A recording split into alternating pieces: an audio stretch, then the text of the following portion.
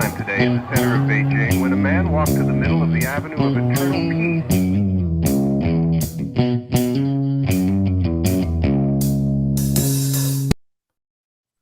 Well, all right. Welcome back to the Survival and Basic Badass podcast, Kevin and Chuck. Today, we're going to talk about suburban survival and preparedness. Basically, and today we have a guest, Chris from ammo.com. Thanks for having me on, guys. And, it's a real pleasure to be here. Oh, happy to have you. But yeah, it turns out, everybody wants to be in the country and do the whole, off-grid cows, pigs, and chickens. But turns out that's not always feasible. Turns out making money and taking care of business sometimes, ends up taking priority. So you got to, find a way to adapt.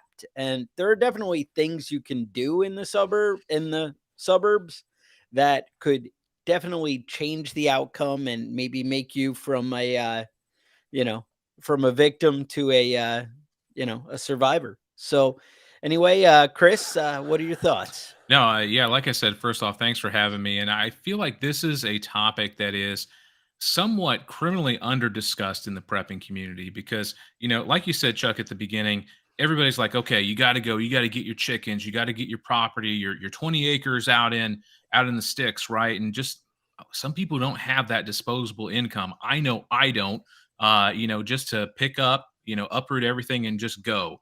So I wanted to talk about suburban prepping today because, and I have a quote from this, according to data from the HUD and the census collected in 2017, apparently 52% of people identify their living situation as being in suburban landscape, essentially. So that basically says to me the majority of Americans live in the suburbs. And I think that's only going to increase after everything that happened in 2020.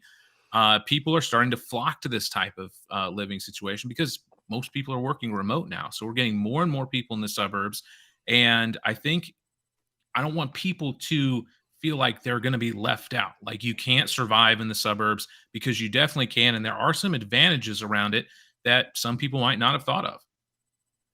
No, I think that's fair. I mean, and that's the thing, to ignore such a huge part of the, prepping community and be like, well, you guys are on your own. You got to get a bug out bag and get gone. Honestly, I mean, that's a good plan if you can pull it off and you have somewhere to go.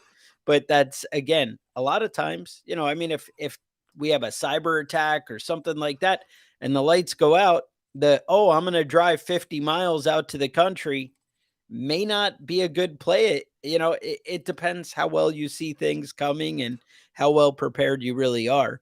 But it's very practical and realistic to kind of find a way to hunker down and figure out your own survival. You're responsible for your family and you need to find a way to do it. A lot of these we actually a lot of these events that people think about happening, we always think about like doomsday, the end of the world, but the truth is a lot of these things, 3 or 4 days, a big blizzard or power failures or a hurricane, it's really a matter of a week or so before you can get things back together again, and taking off for the country and fighting traffic to get across the bridge and over here and down there. It's not really realistic in those situations. Yeah, I mean, weather definitely is something you need to keep an eye on. We just had a tornado here in central Indiana where I live just a couple weeks ago, knocked power out for about 8 hours. And I mean, literally, I heard the freight train, right? When the winds were coming, the tornado literally dissipated about 100 yards south of my house. It was nuts. So these things happen. And being prepared really can help you weather that storm, literally and metaphorically, and, thrive instead of just survive. All right, well, let's kind of like jump right into the meat of it. So what can I do? Where would I even start? When I'm prepping, I live in the suburbs. I'm in a maybe small neighborhood, whatever, surrounded by many other small neighborhoods. What are my go-to things? I mean, I assume I want to stockpile some stuff. I can't really grow food to any significant level.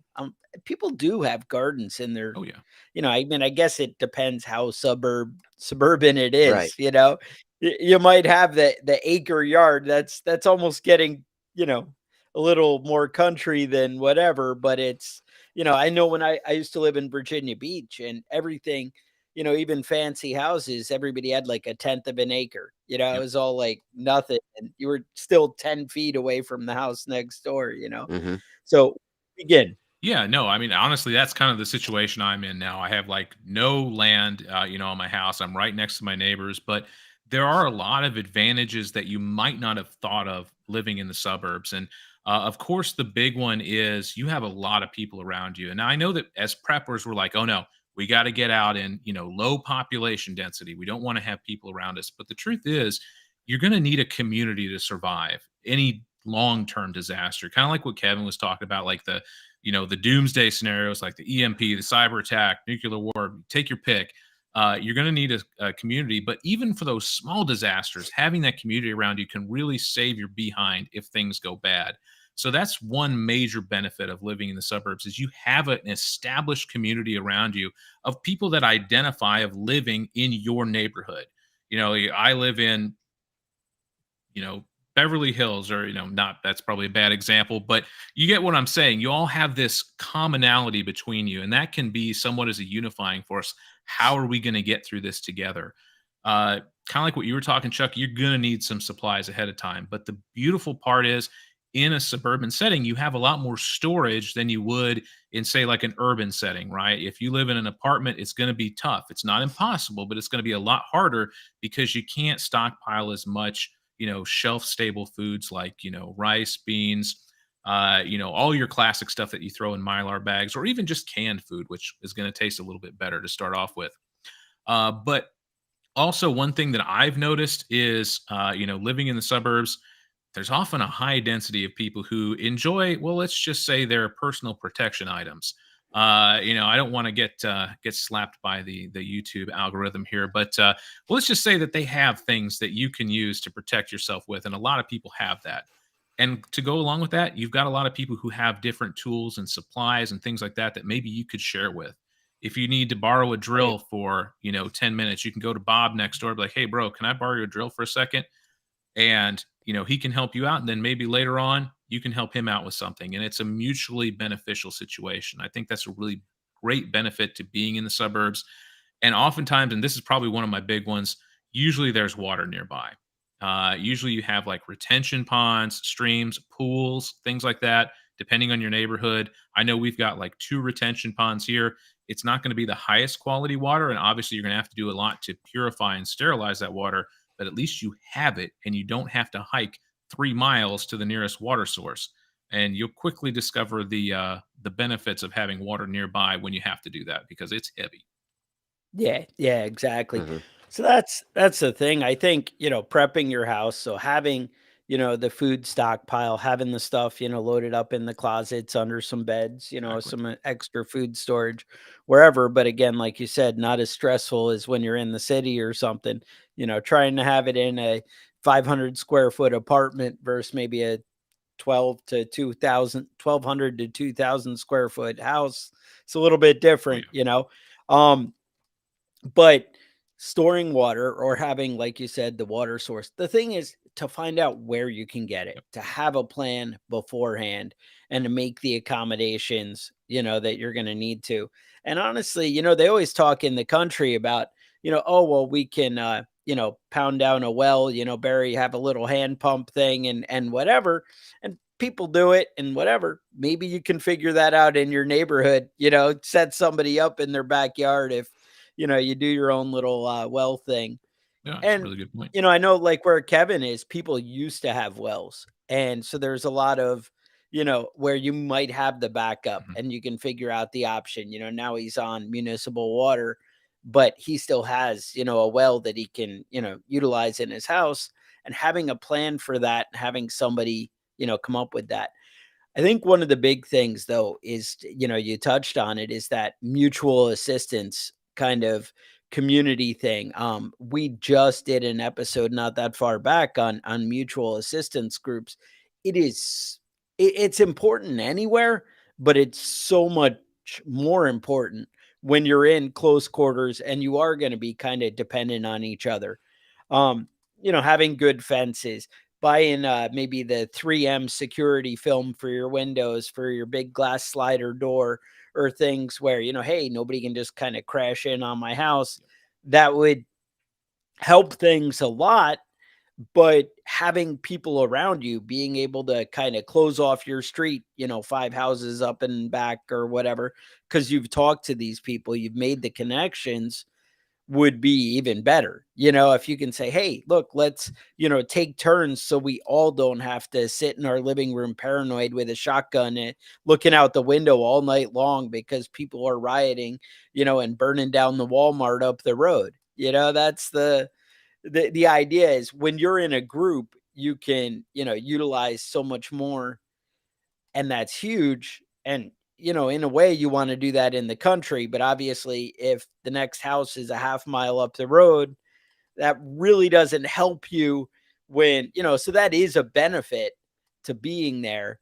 I also know it's nice if you can see them coming from a half mile away too, True. instead of, oh, they just cleared the corner into our cul-de-sac, so it's always kind of a gamble. Yeah, I mean, there's always pluses and minuses to every situation. And I'm not saying that, living in the suburbs is the end all be all best place to be, but I want people to feel like they have some advantages. And like you talked about, community is huge. Having that is so important.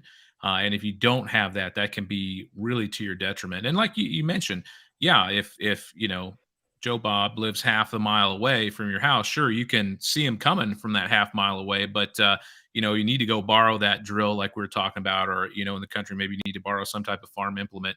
It's quite a bit longer of a journey as opposed to me just stepping out the front porch and just being, hey, John, what are you doing this afternoon? Can we do something like that? But like I said, there are some disadvantages to living in the suburbs too.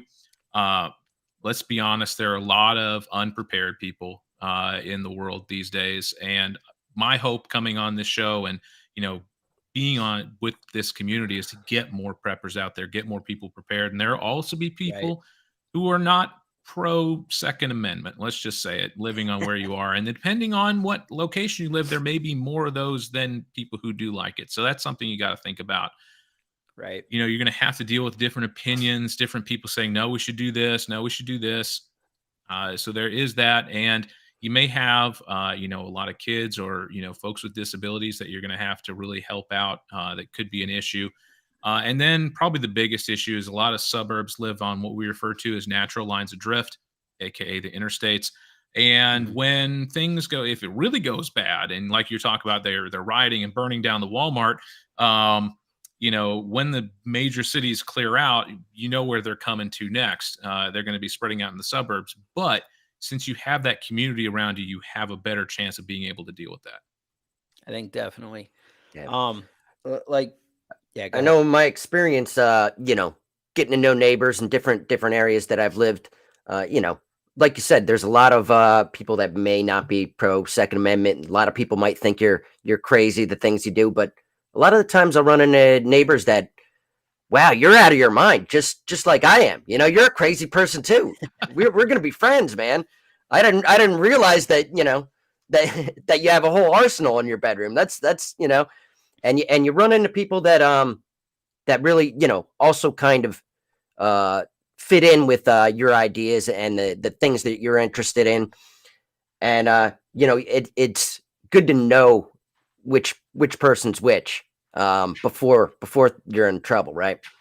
Oh, definitely. And I have a way that you can do that I think honestly, even people who don't like going out and talking to people can do. And I want to share my experience with this. This is something that I had somewhat of a revelation on a couple months ago. I have a German Shepherd. She loves to walk, so I walk her 3 times a day. And I know a lot of people are just probably clicked off the video right now, but please hear me out on this.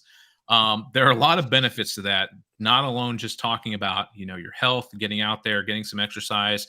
Also, you're going to learn how well your shoes hold up to mileage. I'll tell you that right now. And I have discovered that a lot of shoes don't hold up as well as you think they might, which could be some good intel for you for a disaster, having some good footwear. But I can tell you pretty much everybody in my neighborhood who, like you said, is as crazy as I am, or maybe thinks I'm crazy, because you learn a lot from just walking around your neighborhood, waving to people, maybe saying hi every once in a while. But what I found out was it was Halloween last year. I was taking my then 10-year-old out. We were going house to house, and everybody we went to was like, "Hey, where's your dog?" And I'm like, "Oh my gosh, everybody in my neighborhood knows who I am because of walking the dog." And so, in a disaster scenario, whether it be large or small, if you've done that work ahead of time, people know who you are. And if they're going to be, whether you're the German Shepherd guy or the Shih Tzu guy or the guy who just likes to walk every night, uh, they're going to know you.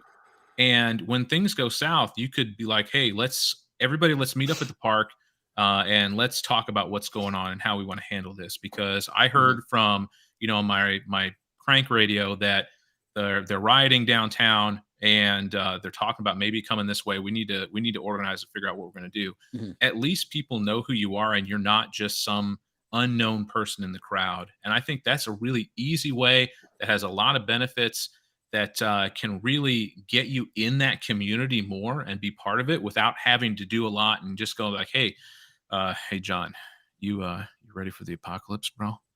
And then they're like, "What is wrong with you?" You don't have to have that awkward conversation. You can just be the guy who walks the dog. And that's a really good way to just kind of interject yourself into that community. There are other ways you can do it too, whether you want to be part of your HOA. Don't get me started on that. Um, setting up like a Facebook group for your community. And if it doesn't Yeah. exist, you make it, and then you get to be the admin. Right. There you go. Then you can delete everybody else. Exactly, that you don't like, You have right? no friends. But that's the thing, like you said, a Facebook group or something like that. Having your phone, the phone numbers of your neighbors, or some way to get in touch with, even if two or three, they probably know some of the others. You'll find a way to tap in. But by getting out and getting more involved in the community, it's funny. I lived, by Kevin, and we had it was reasonably suburban area. And now that I'm out in the country, I actually know more people than I think I did, in New York. I had like maybe the 5 neighbors around me, and then after that, it's like, I have no idea. Mhm. And now, like, the wife, I just started getting more involved, like looking at it as the prepper kind of standpoint. I go and now, I live in a nothing town. My town is like square 2 miles, and I live outside of that. Oh, you're living the And dream, bro. oh, dude, it's like there's like 250 people in the town, and I'm like, "Oh, yeah, we're nothing." We move in, you shift the whole balance. And it was good actually, because I moved down south and they hate Yankees down here, it turns out. And but the lady who owned the property where I'm at before me, everybody in the community hated her so much that when she moved, they're like, "Oh, you finally got rid of that lady. We love you, because no matter what, you're better than That she what we was. had going here before." Yeah. Yeah. And but you get involved, and I think joining, maybe the fire department, or like I said, I don't do that. I connected with the wife, does the farmers markets and all that, and I meet everybody. And now I'll go down and hang out with the mayor and whatever, and we talk about nothing. And he's some 80-year-old guy and whatever, and we just hang out, and it's all good in the world. It's funny, we started connecting, and he was looking for like growing the town. And that's what a mayor should Of do, course. is make things better, right? He's like, "Oh, we can bring municipal water, and we can bring sewer, and all these things. It's so exciting. We can bring Wi-Fi towers to the thing." And I'm like, "Slow down." I'm like, "Think about what you're saying." And it was funny, because I was like, "You're really talking about bringing a huge development right in the middle of the town." And I'm like, "Think of what that's gonna do to your taxes, Yeah. think of what it's gonna change." And he was like, kinda, blew me off and was like, "Oh yeah, you're crazy, whatever." And then he started looking at the numbers and what people were demanding. And he was like, "We don't want any of this." And I'm like, "Yeah, now you're getting it. Like, now you understand." But the point is, if you connect and get to know people in your community, you see what's going on, whether it's, your school board, it's your, different things. you can affect the change that's coming, or at least have a voice in it. Exactly. And so few people do get involved that if you do, your voice matters. It's always the people who worry about everything and are, just want to control things that end up having the say because they get involved. And if you can kind of bring some sanity to, whatever it is, that might really help the outcome. Another thing I wanted to touch on too is, maybe like you said, not everybody's pro 2A, and some people are just kind of indifferent and haven't thought about it. But when the rioting mob is at the town, a block over, their opinions might change. It might not if you enjoyed your freedoms as much as I do. It might not be bad to have extra that you could kind of supply a little bit. I don't Do a know. little sharing. Just saying that might be an Mhm. option. You might want to cover the community a little bit. It never hurts to have a little extra hanging around. Yeah, I want to give you guys one thing. If you guys are looking to, stock up on ammo, if you haven't heard of ammo.com, give us a shot. I have a coupon code for you guys. If you just go to ammo.com/Chris, that's my name. Would love to have you guys check that out. Free $20 off coupon for everybody. All we need is an email to send it to. We're not going to spam you or send your email address out to anybody. So if you guys would like to check that out, feel free. You don't have to. I don't get anything personally from that. I'm not getting like kickbacks or anything. So I just wanted that to be perfectly clear. So if you don't go, it's totally cool. But yeah, having some extra stuff around is a really good thing to do. And I'm not going to say that I do or I don't have, so other extra, implements of peace, as they say in the prepping community these days, hanging about. But yeah, maybe that's something that I thought of, and definitely, hey, if you like that sort of thing, is a fun thing to do. Yeah. There you go. No, you said it's ammo.com/Chris. Yeah, / Or it's a Chris. promo code, Mhm. Chris /Chris. Yep. All right. So yeah, I mean everybody likes ammo, so Right? Who I don't doesn't? think that we could go wrong with something like that. But being stockpiled and prepared, I'm just saying, it turns out people never realize how fast you can go through ammunition, Oh yeah. especially if I don't know. I always watch these videos. Now, mind you, me and Kevin were both in the military. However, neither one of us was like in like major firefights or something, out doing whatever. I watch these videos and these guys are like, yeah, I was just going through magazines and they were stacking up and you have no idea. So, and those are trained guys. So I would say I would want to err on the side of caution Better to with have too having much extra than not ammo. enough. There you go. And so often you get people who I do know when I go shoot with people who have never done it before, they will burn through Oh ammo yeah. like nothing. They're just so if you are, working with a community, you can expect that they might burn through some ammo. I know to me, once you kind of get what you're doing, I feel like you could use a lot less, but I don't know. Like I said, I've never been in the big firefight with 100 people or whatever, so I don't know. Yeah. But anyway, more ammo always sounds like the right answer. And I do know for sure that training and shooting beforehand and learning how to hit your target, and that comes with practice. So critical. And practice requires ammo. Yep. So I would not, deviate from that. One tip. Now, what One else? tip I'll give you for helping Yeah, go ahead. conserve ammo at the range that I found is only loading your mags up to 10 rounds. Even if you have like, let's say we're rocking a Glock 17 and we got 17 rounds available, loading that magazine just to 10 kind of really helps slow you down. And especially if you're teaching somebody new who might be a little anxious on the trigger, let's just say that, can really Yeah. kind of help slow them down too and not deplete your ammo as fast. Right.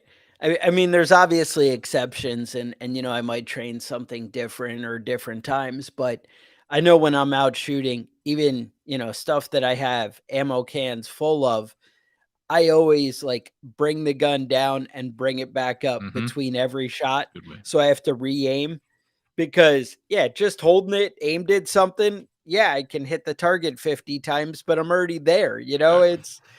I want to, it's how fast can I acquire the target is really what I look for when I'm training. That was actually one of the big pushes. Well, being in New York, the taxes were probably number number one to get me out of Yeah. there.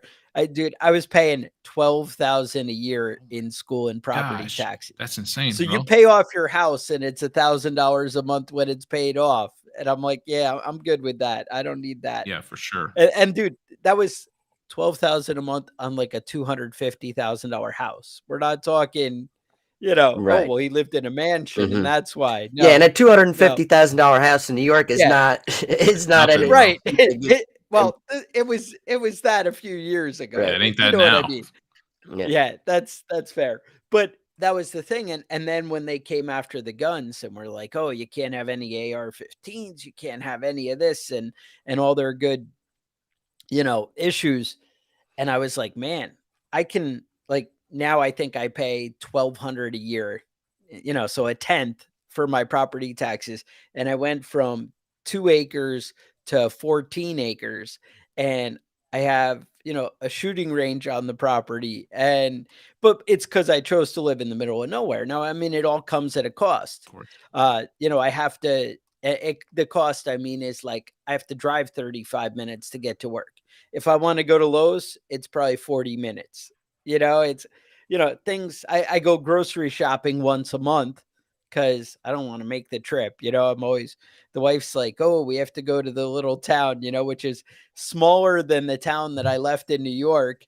And I'm like, oh, I don't want to go to the big city, it's too much for me. But the point is, you get to you build the life that you want. Yeah. That's the answer there.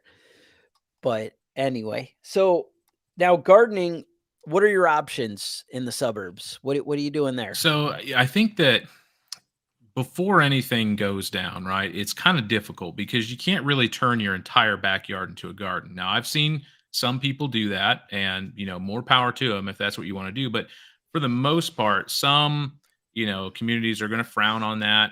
And what I would suggest is start making just like maybe like a raised bed in your backyard. The Mhm. wife and I just did that. It's a great way to kind of get your feet wet in the gardening game. So at least you have some semblance of idea of what you're doing later. But also, while you're walking the dog, just casually look in people's backyards and see if they've got a garden going on. You'd be like, oh, that guy there knows what he's talking about. Or, she's Right. got an amazing garden. If things go down, I'm going to go talk to her. And this is why I think that it's so important to have those stockpiles since you have that extra storage in your house or, wherever you're living in the suburbs. It can get you through that period that, maybe you're not going to be able to grow food immediately. What if something happens in the middle of winter, right? We always like to think that disaster is going to happen in the spring or the Oh, I'll summer. plant a garden. Right, And you can right, like, oh, I'm going to get those seeds in the ground. We're going to be eating, like kings by fall. But what if it happens in the dead of winter and there's 2 feet of snow on the ground? Mhm. right, You got to have something to get you through. And then what I think, if it's a prolonged disaster, you're going to have to start talking to people. Be like, hey, Mary over there, you have this amazing garden. What have you been doing? Because I think we're going to need to start growing a lot right, more. And so that would be a great way to get organized and just be like, again, when you pull everybody together, be like, hey, Mary knows what she's talking about with gardening. Let's everybody right, start setting some things up because this looks like it's going to last a lot longer than we think. And we need to right, start growing food. Otherwise, we're going to have people who are going hungry. And that's the last thing we want. Yeah. right. And maybe having somewhat of a stockpile of seeds. Oh, great idea. They always they have those bags of, for $30 or something. You can have the, 15,000 seeds or whatever. No, mind you, they're all the tiny specks and nothing for, whatever. It might not be what you want, but the idea is to stockpile a decent amount of seeds. And you might have in the community the vacant lot or the one guy with the big yard or the park at the, at the corner or whatever. There might be options that you guys can go to where it might not be your 10 by 10 backyard, but you might have, a big area where the community can kind of go together. And when everybody puts it all together, it makes it a lot more defensible. Oh, yeah. Instead of trying to keep an eye on everybody's backyard at the same time, if we can keep an eye on the one lot with the food plot and kind of have a little rotation or something of keeping an eye, again, it depends on the world, that comes, how bad it is on what you need to do, but having a plan for a community garden. And we always talk about, so many people think they can plant a garden at the last minute. Oh no. And like, and it's not even the growing, it seems to take like 2 or 3 seasons to learn how to grow things well. Yep. Right. And that's, you were talking about, oh, Mary grows things really well. Well, that's exactly it, is go to somebody who's been doing it, Mhm. because they know what kind of predators you have, whether it's chipmunks or, whatever, certain flies or different things that destroy your garden. They know how to combat that, or what to plant next to what, and what works in your area. Um, where I live, we have, like clay everywhere, Mhm. and trying to garden and plant. I mean, that's one of the big things. I kind of got the shooting range, and the wife got to have like a big flower farm. And so she does her thing, and we grow like half vegetables, half flowers, and she sells, her flowers at the farmer's market and all that.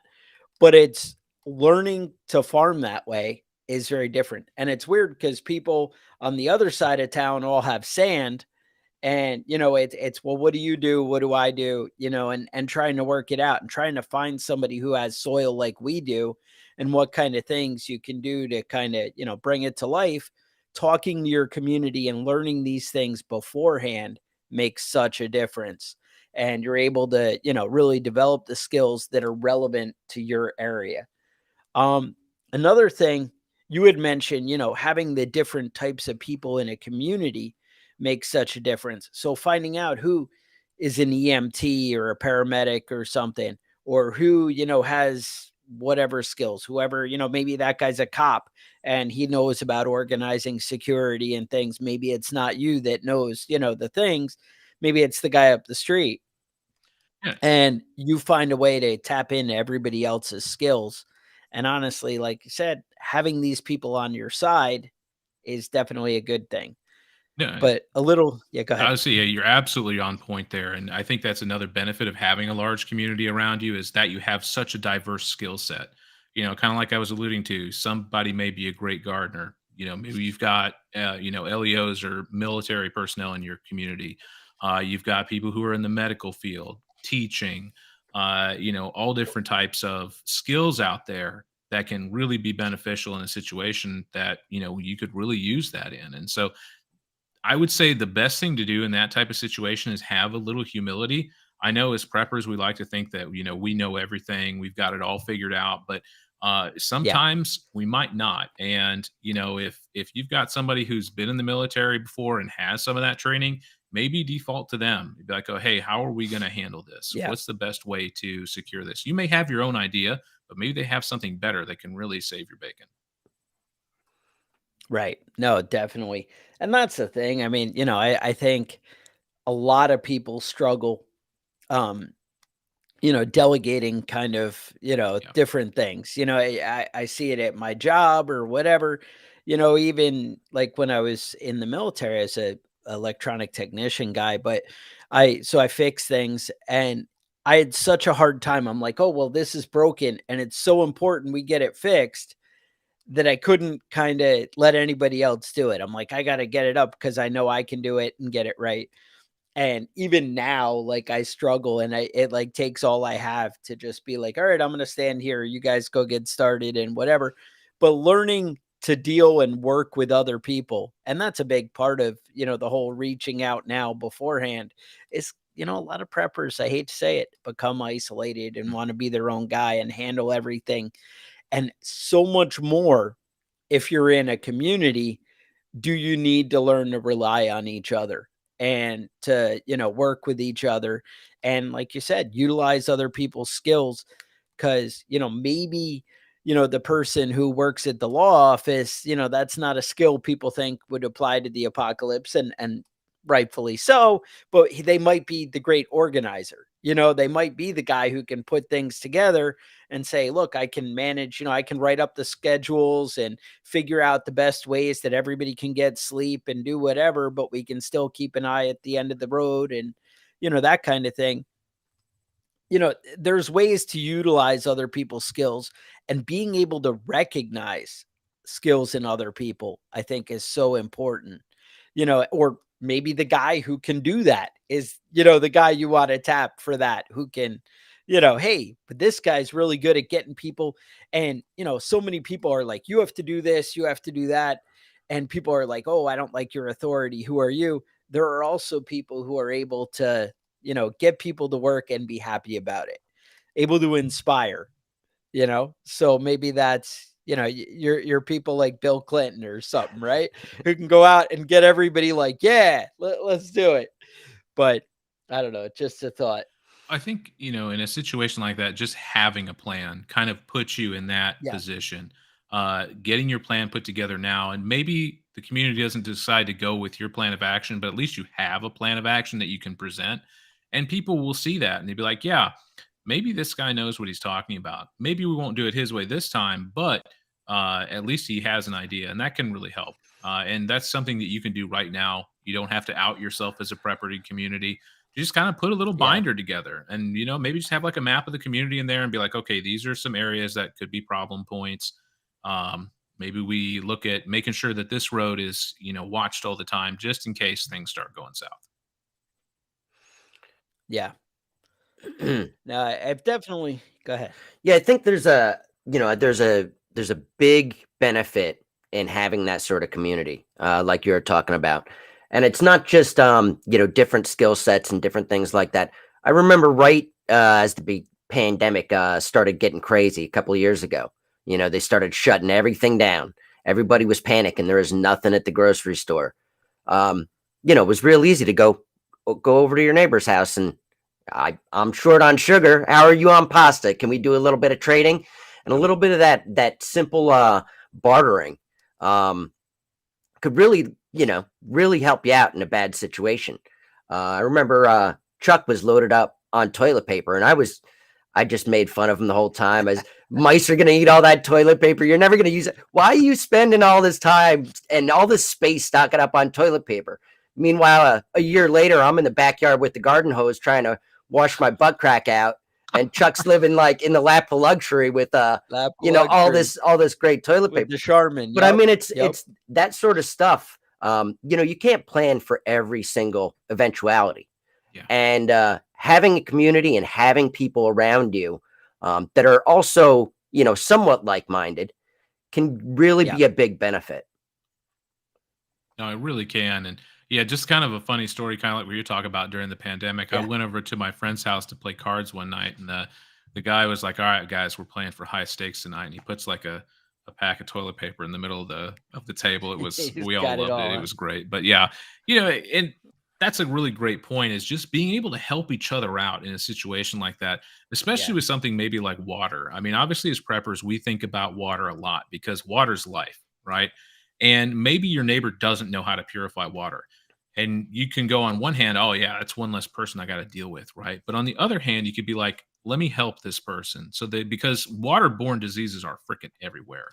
And Yeah. especially when, the you know, modern luxuries, let's just say, of water purification stop working, uh, cholera is huge, especially in disaster zones.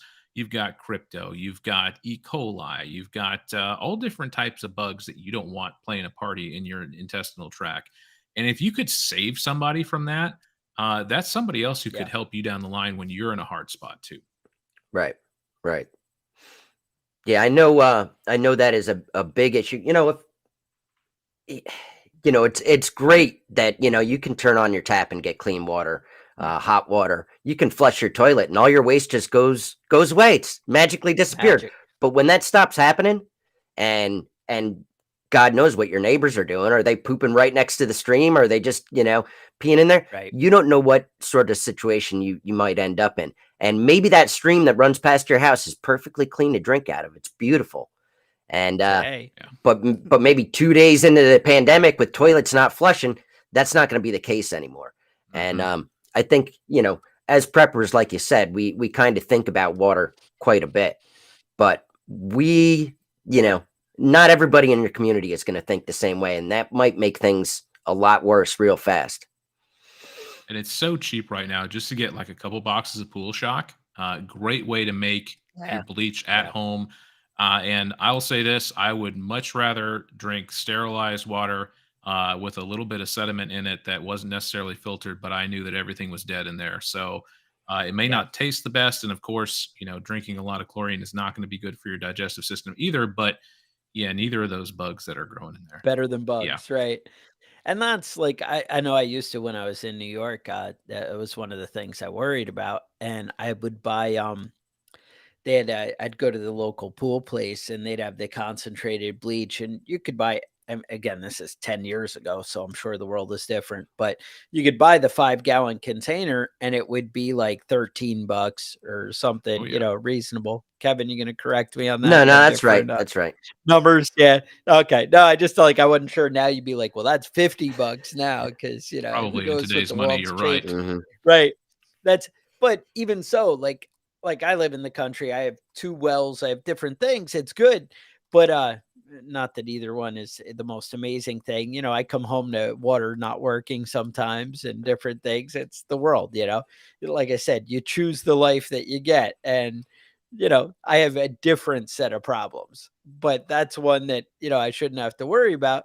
And I still have like 6 gallons of bleach, set aside in a dark space, because you don't know. Mhm. You don't know what's gonna, change in the world and how you might be able to help people. And so often, like you said, people have that mindset. I feel like throughout society, people have that mindset of, well, if other people are succeeding, that's taking away from mine. Yep. And it's that whole, a rising tide lifts all boats. If you can make your neighbors where they can protect their houses, it's so much less likely that people are going to get past them and to you. And, we all help each other, and if people have a supply of stuff, one, they're not trying to break into your house and take your things. And it's just having everybody prepared and having people able to work together can make such a difference. And definitely reaching out to your community beforehand, it just builds such a good relationship with everybody, to establish that beforehand that, people are going to trust you, people are going to respect your ideas, and people are going to look out for you. And that's a big thing, having people, have your back where they're, looking out for your goals too. So, Yeah, one thing that might be, some value, again, now while we're in relatively peaceful time, if your neighborhood doesn't have like a neighborhood watch or something like that, you can reach out to your local PD. I know that we did that here. They had an officer come out and give like a whole talk about it, and that does a couple things. One, it tells you who's interested in making sure the community is safe and ready to go. So it gives you some ideas to who might be a good person to go to, in a disaster scenario. And another thing is it gives you a little bit of a relationship with your local police department, and you can just pull that officer aside afterwards, like, hey, what are you guys seeing out there lately? Is there anything, happening downtown that, we need to be aware about? Is there, like some gang activity going on in this area? Like, what have you guys been seeing lately? And that could be some really good intel to give you some heads up about, what you might have to deal with later. Hmm. Yeah. Yeah, that's smart. I know, I know that a lot of people hesitate or shy away from getting involved with community watches, with police departments. They worry about, this and that. But the fact of the matter is, it's really important to be involved with your community, especially people that are involved with law enforcement. Just because you don't know what's going on in your neighborhood. You don't always know what's happening. Um, I feel like I live on a very safe street, and the guy the police came to my house a couple of weeks ago, asked me if I had cameras or whatever. The guy down the street had his house broken into, and just because I know my community, I didn't know what's going on. That guy had his house broken into because he's selling drugs. It's not. Oh gosh. This isn't somebody just Right. going around house to house breaking into houses. They knew what house that they were after, and they went Mhm. there specifically. And just having an idea of what's going on in your neighborhood can really give you a big big advantage when it comes to real life, dangerous situations in your community. Definitely. yeah. I want to address one quick question here in the chat from Uncle Uh-oh. Whiskey. He asked if boiling water, chlorinated water, would make it off gas any faster. It will definitely help. Another thing you can do is you can do what we call aeration, which is basically taking it from one cup and pouring it into another and then back and forth multiple times. That'll help release some of that chlorine out of there so it doesn't taste as bad. Mhm. Yeah, definitely. If you're worried about the chlorine taste, like you said, if you let it do its Yep. thing, the chlorine needs to be in there doing its thing for about 10 minutes, and then you pretty much should be good. But letting that gallon sit overnight or 2 days, that it's going to be so much more palatable after it's had a little bit of time. But again, you do what you have to do. Because the sun definitely, gets rid of it over time. Oh, yeah, So, for sure. That's why you got to keep adding it to your pool. That's Yeah. right. Yeah. All those sunny days, they just Oh, yeah. eats up that chlorine. You enjoy swimming in it, but can get expensive.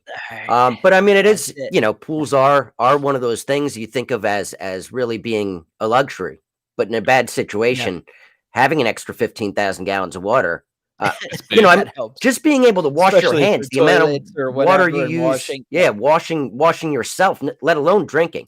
If you're in a real bad situation and you're drinking, say a liter a day, and you can go through water pretty fast, especially if you're Yeah. buying jugs and putting them in your closet. But when it comes to you know washing your hands or washing your face or brushing your teeth or flushing your toilet, you can go through water real fast. And it's nice to have access to water, and it doesn't even necessarily have to be clean water for things like flushing your toilets and washing your hands. But having access to water is really a big deal, and a lot of suburban areas have a lot of pools, like you had mentioned earlier, and it's a valid point. It's a good point. Yeah. So now that's definitely a lot to think about, put it on the list. So you guys have questions, concerns, things you want to talk about, you can email us at preppingbadass@gmail.com. We did I just updated our Patreon page, Oh, and nice. thought we'd kind of bring that back. We haven't really talked about Patreon in probably a couple of years, and we set up some cool stuff. Um I have it so that if you do $10 a month, you get a free coffee mug. And we used to have this prepping badass mug that actually I have one. Prepping badass mug, and on the back it's the don't give them an inch. And so anyway, the or you can get the survival and basic badass mug that I don't have in front of me. But $20 a month gets you a t-shirt. And now here's the kicker.